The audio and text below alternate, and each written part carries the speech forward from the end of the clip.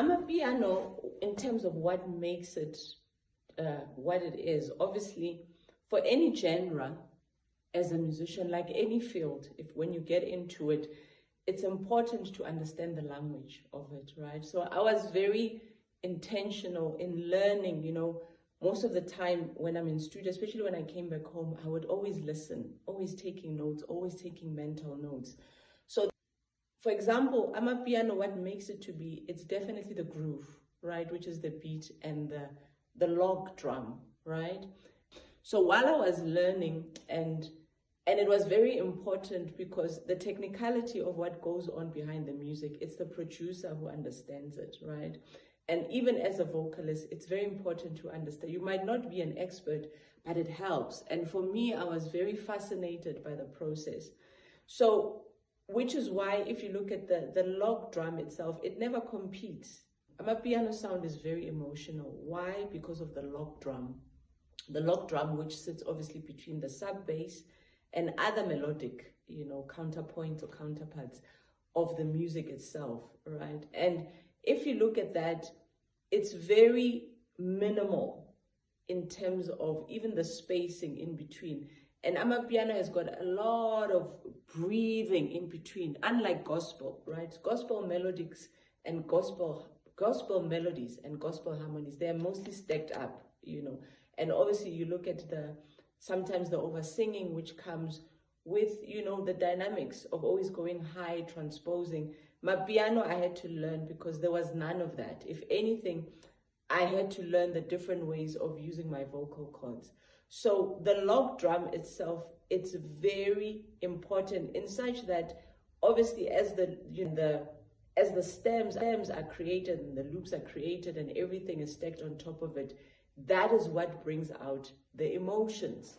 So the log drum itself, it responds to the groove. It doesn't dominate it. So it responds to the groove of the music, right? It doesn't dominate it per se, which is why the emotions, by the time you layer the vocals, it's already sitting on top of it. So it's sort of like an envelope, So if you picture, you've got a letter, right? Here's an envelope. You need to put in the letter inside the envelope. So it's simply that. So it's the groove itself that sits, then the log drum then drives the music. And I was very fascinated that, and also it was less pressure even for me coming from traditional gospel where, most of the time you would write, then the music director would bring in the band, then the vocalist. And then once the vocalists are done, the BVs, then you have to sit on top of it and sort of lead, do the leads. But with Amapiano, because it's mostly solo, so I learned literally to allow the spacing, just the simple taps there, or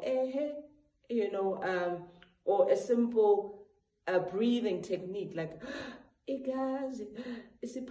so that breathing without having to compete with the words. And then also even the backings of it.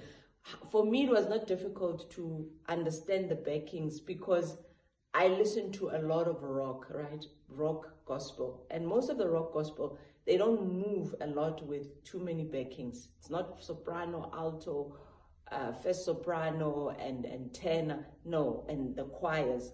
Most of your rock, it's shadowing, just harmonies. Someone sings, ah, then the other person's, ah, at the back, So it was easy for me, which is why I would also learn to do my own backings where I can. So I would double up. The guys would tell me to say, look, sing it maybe in soprano. Still give us the gospel notes because they are nice from time to time. But obviously I had to also put in a signature, which you find that even if you listen to the lyrical content, right, or the lyrical projections and the vocal projections of Amapiano, it's very traditional in a sense that it's deep, right? So then you learn to find your signature, which is why when you listen to a song, you can identify that there's so and so, this is so singing, this is so singing. So they had to also teach me that, to say, look, you have to find your own signature, whether it's bringing in the gospel dynamics, but bringing them in your own way. So those are the things that I was learning. The log drum is never there to impress, but it is there to guide the body, which is why the dance challenges, the dance challenges, they come from that. As soon as you hear the or the, it depends on how it's set up. So it moves the body, which is why people can do the dance challenges, and the feet, they move. People always wonder why South Africans. It's because it's that rhythm, which is obviously still within our blood. So the Amapiano itself, it's a genre that breathes a lot. So the chords, they have to allow that space in between, before maybe the next verse. Whereas with gospel, it's verse, verse, verse, then it's the bridge, then it's the reprise, then it's the call out to the choir. Whereas this one, it gives you enough space, a wide stereo spacing, and it's intentionally silent. Even the silence, I learned that, the pause, the swift, it's there deliberately. And you see it, obviously, when people are dancing in clubs, they are sort of expecting it, like, nine, it's coming, it's coming. And also, the most important, I also learned that it's also in low or mid frequency, right? So it's never that high frequency, which is why South Africa, being the craft of the Amapiano, even the mixing that's being done here to meet the international standard, I learned about, to say it is that way, the low frequency, because to also allow, the DJs who are always doing the mixes, for example, the BPM, something I learned as well, that the BPM is mostly between 110, 112. The minute you start going to Buma 115, 16, no, and then allowing space, obviously, as the songs are transitioning. So those were the things that I had to learn, but for me, it helped being a gospel live artist, because those are some of the things we practice in church. For example, you always have to allow space between praise and worship, right? Maybe you might start with the prayer before you open. Then it's maybe praise songs. Then in between you greet the people. That's a silence. Then before you go to worship, you bring it down with prayer. Now you are encouraging people to also exalt, to raise their hands.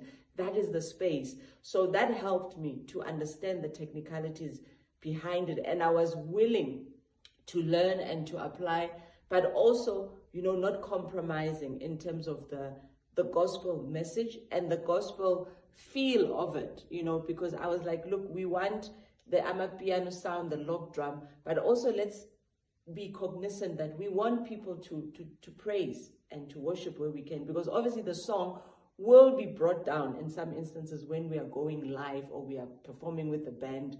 So that worship set has to come back, even if the log drum is there, but the other instruments which are live, they have to be able to play around it, which is obviously the power of the stems, having a computer there, knowing where to click and so that was very interesting for me and very insightful.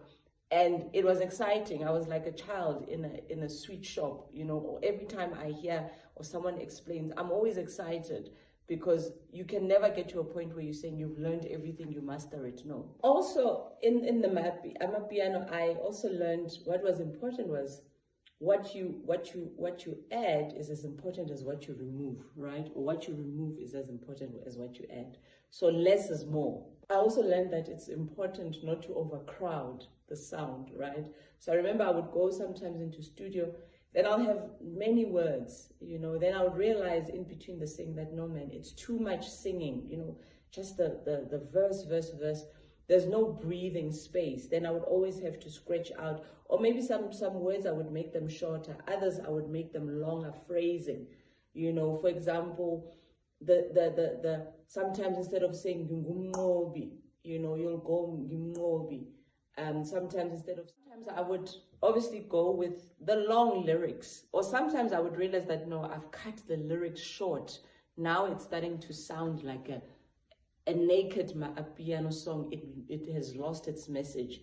Then I would always have to add in the words, So there was always room to do that, especially once the sound has been crafted, because obviously the producer will start with the sound that I'm looking for, build the sonics, the architecture of it. And then once the beat is there, then now you are able to determine what needs to be added, what needs to be, subtracted. So it was very interesting for me to learn that process, and it was just beyond measure, and beyond my thinking as well. Also, what was most important was obviously the groove, right, over these vocal gymnastics, for lack of a better word. So coming from a church sound, there's a lot of gymnastics that we do in our vocals. You know, if you look at a gymnast, there's a lot of turning, twists, and, you know, they are on the bar, they are on the bar, they are on the floor. It's all these turns, tumbling. So I learned as well to also be able to listen to the groove, you know. Then that will allow me to know what vocals I needed to bring through. And also it helps because I've been listening to a lot, because my ear is always in music, listening music. So also not just music of Amapiano, but I listen from jazz, I listen to rock, I listen to opera, I listen to classical music, I listen to a lot of music and some blues, you know. So it was easier to bring those elements, you know, a bit of sketting there. You know, for example, da da da da da, then you bring the da da, and then the woo woo, which actually in a gospel space you will get laughed at for not finishing it. But in my piano, it's very critical because everything just sort of works together and it supports you as a vocal, you know. And then once I was done doing the songs and I thought I did less. And then when they played on the speakers, I'm like, yo, it's actually fuller, you know? So those were some of the things where the groove was most important, and I didn't have to do the gymnastics and compete against it. No, you know, in the piano I learned, you don't compete. It's not like in church where you give the mic to this one, you give the mic to that one. This one sings this one, and people are going crazy because you've just hit a note, and then the next person hits another note. No. In my piano, it's sort of like, it's the lyrical content, it's the log drum that has to accompany you, you know, support you, you know, like a bass, you know, like a springboard as you go up, you know, as you come low, it just supports you and it sits there perfectly. So those are the things that I was learning. Also, because the Amapiano, there's not a lot of arrangements, you know, like from a gospel point of view, there's a lot of arrangements, you know, you'll get the intro. What are we doing in the intro? The drum comes in, then it's the bass, then it's this. Then before it's the introduction of the soloist, before the BVs come. So in the piano sound, I learned that actually the repetition is what makes the meditation in the songs. So, and repetition is very important. That's why even in learning the language, you are told to repeat. That's why when you're teaching a child, them doing A, E, O, U, A, E, it might seem boring to the next person to say, why do I keep on learning this thing? No, it's to literally put it into your subconscious mind, your dopamine as well. Dopamine, which is also responsible for our bad and good habits. You know, it's like if you love coffee every day, the dopamine is the one that tells you, hey, I need coffee.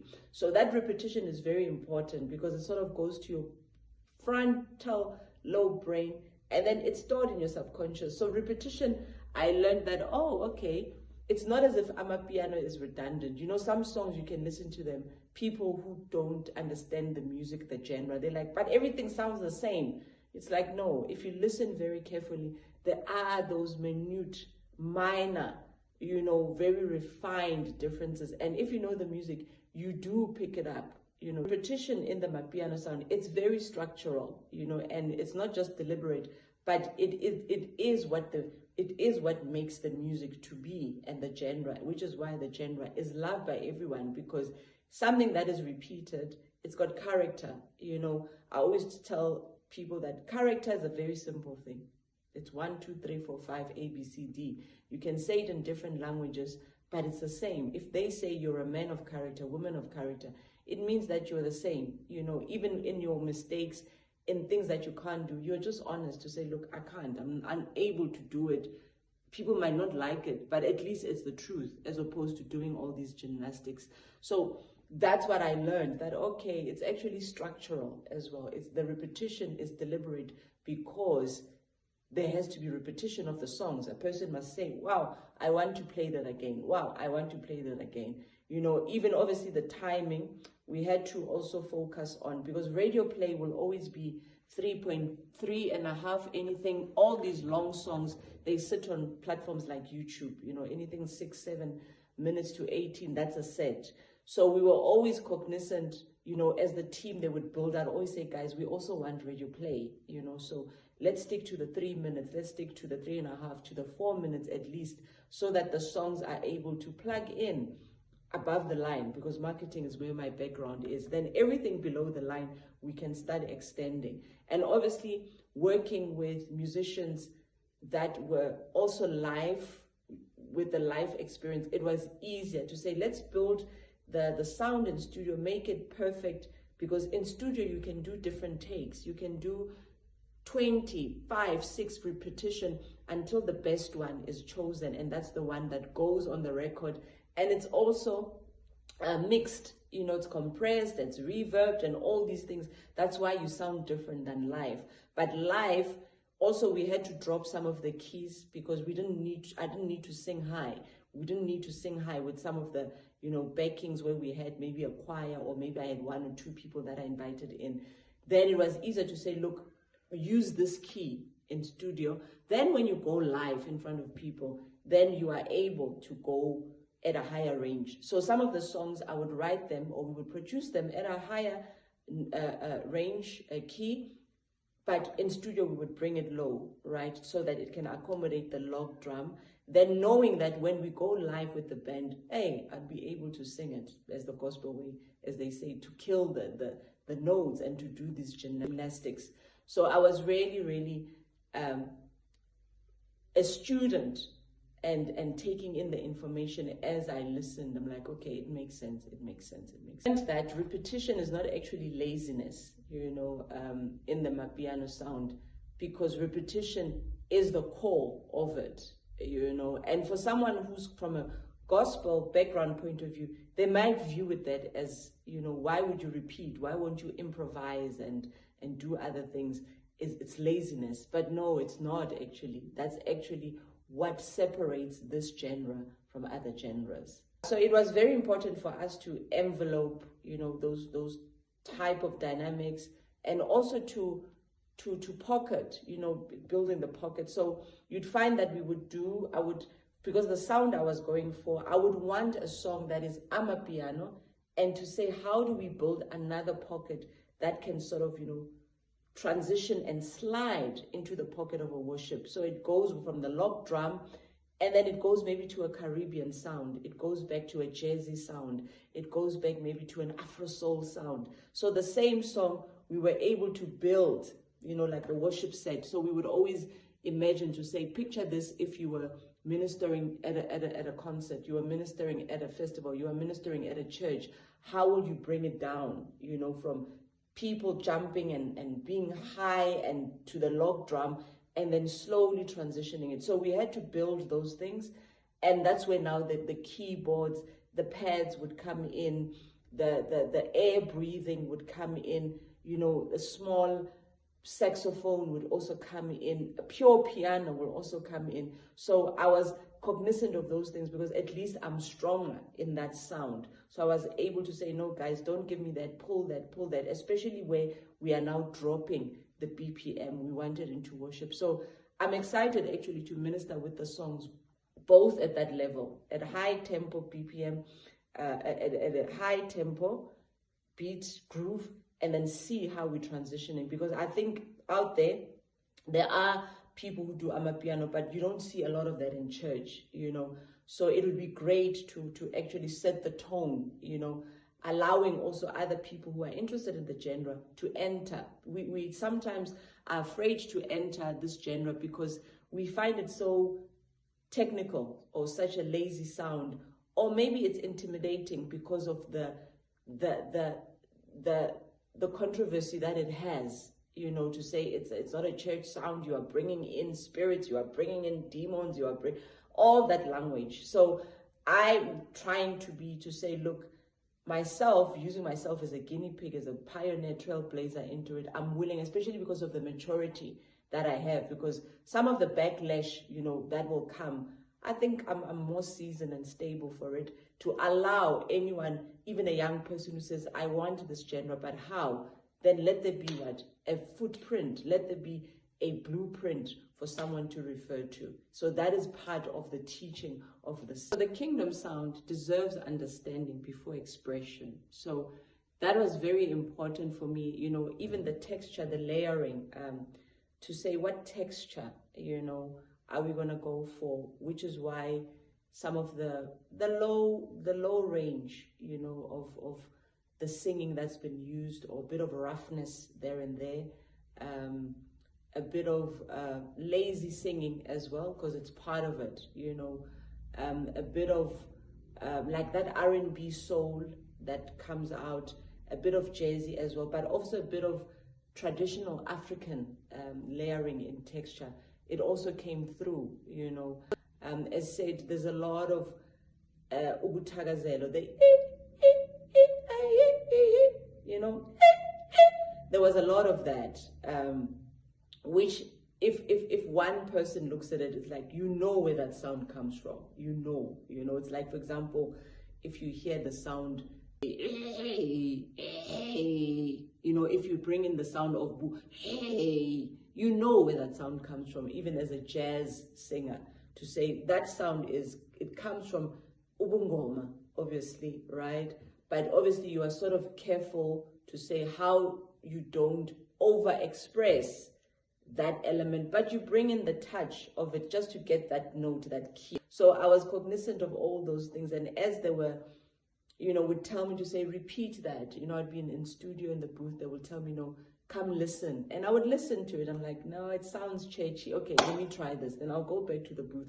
Or I'll come back home, because I've got my own system, vocal system that I work, softwares that I use just to plug in my DB box. Then I can do my own vocals, pocket them, send them through. Then I've always got an archive to say, okay, I need that for that, instead of always redoing and redoing. So that's the beautiful ecosystem that I've sort of built for myself. And it works efficiently, because we cook the sound here. In the writing, I lead the process of writing the sound. Obviously, it depends who I'm collaborating with.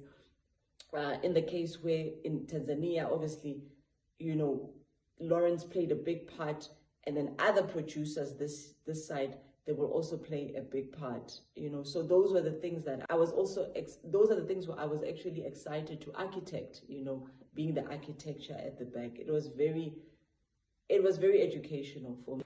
What was funny for me was always keeping to time, right? But that's something I learned even gospel, because the metronome is very important. So you realize that if you don't keep to the time, if you don't keep to the micro timing of Amapiano, you lose the beat, right? You don't hear, so you'll find yourself maybe singing off key, or the beat has left you. But that takes practice, because after now we've done the songs, I usually listen to the songs at home a lot, because that's practice. I love to say practice, having done sports, I know, to say there are things you must do at home, like vocal exercises, the straw exercise, the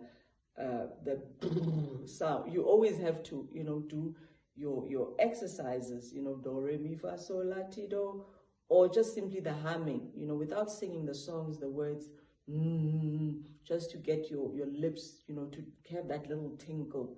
So those are the things that I put into practice as a preparation for this sound, for coming from a high frequency sound of church to a nice mellow lower range. Also, what I tried, because I love singing in high, long notes, to create the emotional, right? And obviously because we are from a spiritual depth, the spiritual raising of hands, so it was important for me to create those long notes. So if you listen to some of the lyrics that I've done and the wording and the notes, there's that long dynamic. I look at the song like Still Storm. There's literally a note I held for like 15 seconds. That note is long for a reason. Some of the notes, like, they'll go to 10 seconds, 12. And as a vocalist, to hold a note like that, it's long. There was dynamics that I wanted to do. I remember the same song, Still Song, which is the upcoming single. I wanted to do, the guys were like, aye, that's church. Just go straight. And when I listen to it, it makes such a huge difference. And it was actually more emotional as a straight note versus the revving like a car, or the dynamics, like a frequency. So I learned also that to keep the frequency straight and balanced. So also minimal vocal layering protects the clarity, you know, so where you could hear the songs very clearly. So the lesser you do, then you would hear the clarity, especially because we chose Swahili and isiZulu. So we wanted the vocabulary to come out clear. So as you're saying, esiphambanweni, as you are saying igazi, as you are saying iqala wena nkosi, you know, wangixolela uyingcwele. So those were layering just softly so that the clarity would come through, but obviously still giving that slight twang, right?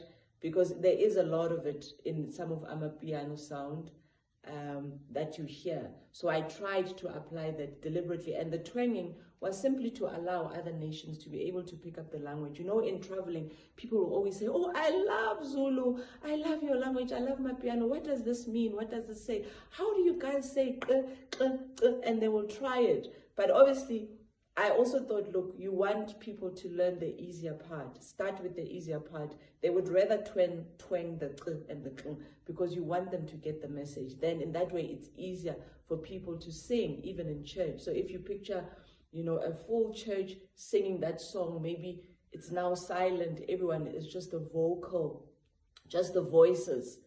You don't want people trying to say the you don't want people to say you want them to simply slide into the vocabulary, you know, to say that's what I was thinking when I was in the studio. That's what actually I was picturing. The breath placement was very important, you know, in expressing the clarity in the vocals. So those are the things that, you know, I applied, and with the musicality from, you know, being in choirs and worship teams, it really helped. Even, you know, it was a learning process in studio. When I came back home, it was you know, I remember even in Tanzania, while being in studio, we would always listen, you know, to each other. This one says that, what about that? So there must always be room to learn, you know. You can't say, I'm a master of everything. You can't even master one. The true actually saying of this is, you're a master of everything, but you don't master even one, you know. So I was trying not to master and not to be mastered, but to be like a child and to learn. Because the breath affects the groove, you know, it affects the log drum and the groove of the song. So that's why if you hear the song which everyone loves, you know, so those are the dynamics that I learned to say, okay, now it makes sense. It's not a lazy sound. It's intentional, and there's a purpose behind it. And you have to respect the craft, you know, and you have to respect the genre for what it is, because as said, there are people who've been responsible to move the sound forward, you know, from where we were, from Kwaito, from Gqom, from all these genres. Then, you know, Amapiano sort of came through, you know. So you gotta give it, you know, for the people who've crafted it, and it's props. Give honor where honor is due. I mean, as they say in my country, jealous down, man, jealous down. So controlled breath supports tonality, tone stability. So as you know, you breathe, then you can always come back to the words. So it was supporting it. So I learned that, okay, so you actually sing low, but the breathing is very important, which is breathing is the key to singing. You know, I remember people performing, they don't apply those physical techniques, body techniques, that they are losing their breath, you know, then they'll start losing the note and the key. But when you've learned to hold it, you know, standing still, then the breath automatically comes easy. Just like talking, you don't think about, I should breathe. It just happens naturally. So that was one thing actually I learned even during that process.